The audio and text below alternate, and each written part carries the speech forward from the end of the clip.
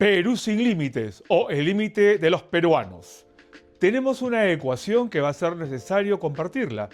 ¿101 es igual a 104? Esta pregunta surge de los votos que se utilizaron en el Congreso de la República para vacar respectivamente a Pedro Castillo Terrones y a Dina Boluarte Segarra. En el primer caso, a Pedro Castillo Terrones se le vacó con 101 votos y a Dina Boluarte Segarra con 123. Pero en el medio aconteció algo que es necesario destacar.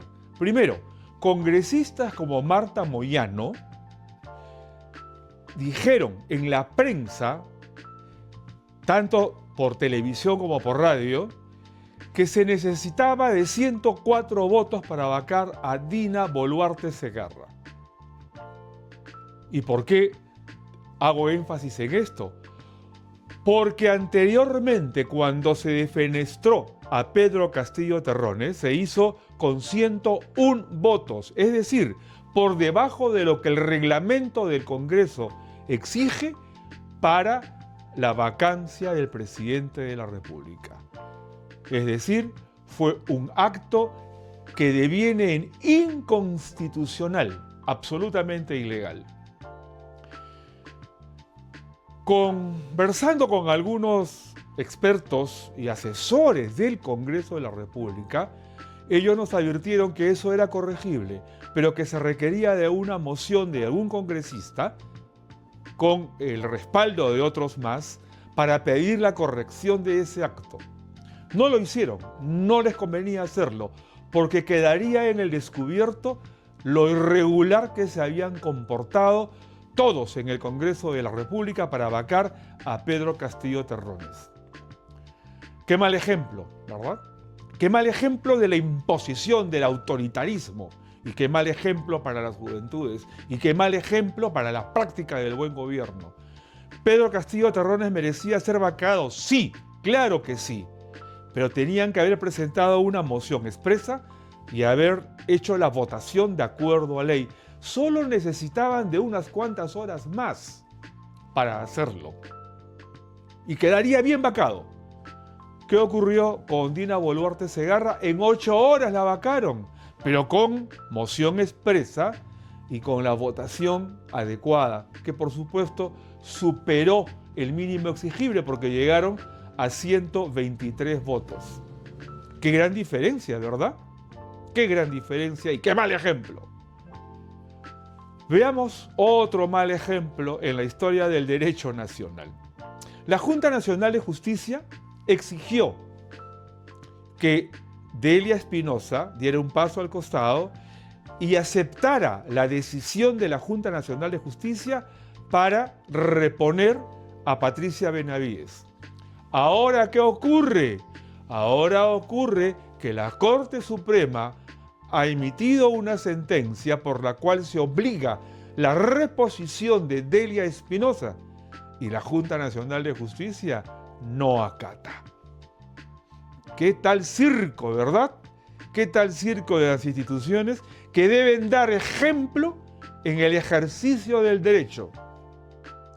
Los estudiantes del derecho tienen una mina para tesis de las burradas en el ejercicio del derecho nacional. Cito estos temas porque hay una total contradicción e inconsistencia legal en los sucesos políticos contemporáneos. El antecedente relacionado a la vacancia de Pedro Castillo lo hemos tomado para de allí derivar a la ocurrencia con Betsy Chávez, que ha pedido asilo en la Embajada de México. Primero, recordemos que lo que aconteció con Pedro Castillo fue un asunto absolutamente irregular, que fue un asunto que proviene de una trampa que le tendieron. Le hicieron creer que las Fuerzas Armadas lo iban a respaldar. Que por cierto, las Fuerzas Armadas no tendrían por qué haberlo respaldado, pero tampoco tuvieron por qué preparar una trampa. Esto da lugar a ubicar a Betsy Chávez en un acontecimiento inidóneo, no tipificado por la ley, que no es un suceso penal y que pretenden, sin embargo, convertirlo en un proceso penal vía supuesta rebelión. Quiere decir que todo el acontecimiento de juicios contra Pedro Castillo por un lado y Betsy Chávez por otro lado son irritos.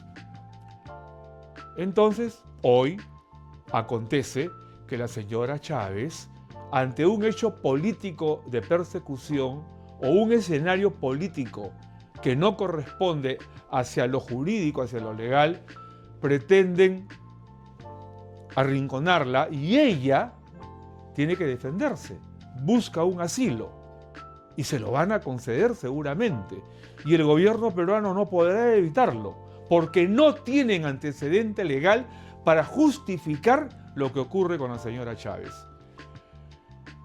¿Por qué no hacemos lo mismo con la embajada de Japón, que tuvo por exteriorizados del país y refugiados en la embajada a la familia de Alberto Fujimori con ilícitos que sí eran hecho punible? ¿Por qué no hacemos lo mismo con la embajada de Japón? ¿Por qué no hacemos lo mismo con la embajada de Brasil, que tiene a Nadine Heredia protegida y que sí tiene ilícitos penales en proceso? ¿Por qué no hacemos lo mismo con la embajada de Israel? Porque hay otros ilícitos que cometió Elian Karp y está reclamada por la justicia peruana. En el caso de Betsy Chávez no hay un ilícito penal de por medio probado. Lo que hay es una persecución política probada. Qué curioso país, ¿verdad? Qué terrible. El derecho quebrado. Sin embargo, tenemos la obligación de corregir todo esto y crear los escenarios necesarios para lograr tener un país legal, un país de la legalidad, un país honorable.